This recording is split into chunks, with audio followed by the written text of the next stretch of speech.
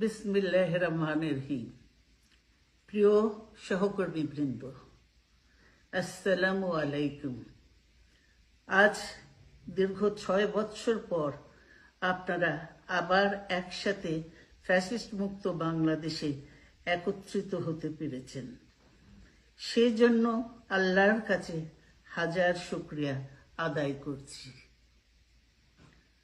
দীর্ঘ ফ্যাসিবাদী বিরোধী সংগ্রামে যারা শহীদ হয়েছেন এবং সম্প্রতি জুলাই আগস্টের ফ্যাসিবাদী শাসকদের নির্মম ভয়াবহ দমন নীতির কারণে গণহত্যায় যারা শহীদ হয়েছেন তাদের প্রতি আমি শ্রদ্ধা জানাচ্ছি।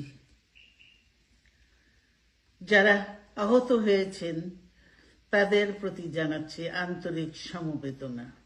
আমি চিকিৎসার কারণে যুক্তরাজ্যে অবস্থান করলেও আমি সব সময় আপনাদের পাশেই আছি।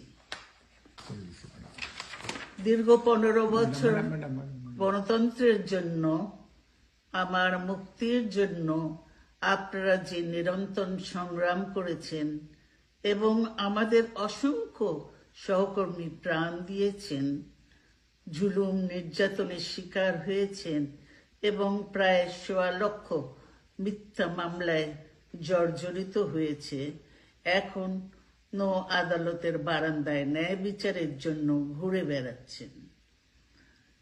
আপনাদের এ ত্যাগ শুধু দল নয়, জাতি চিরকাল স্মরণ রাখবে। দেশ আজ এক সংকটময় সময় অতিক্রম করছে। আপনাদের এবং ছাত্রদের সমন্বিত আন্দোলনের ফলে ফ্যাসিস্ট শাসকেরা বিদায় নিয়েছে। একটা অন্তর্বর্তীকালীন সরকার গঠিত হয়েছে।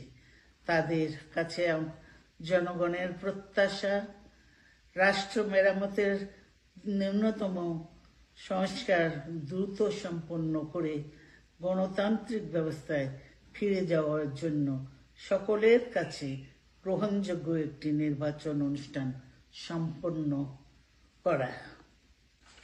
আমার বর্তমানে দলের ভারপ্রাপ্ত চেয়ারম্যান, সিনিয়র নেতৃবৃন্দ এবং আপনাদের সকলকে সাথে সঙ্গে নিয়ে নিরন্তর কাজ করে দলকে সুসংহত করেছেন।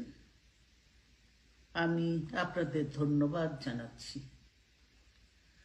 আমি বিশ্বাস করি আপনারা শহীদ প্রেসিডেন্ট জিয়াউর রহমানের আদর্শে আরো উজ্জীবিত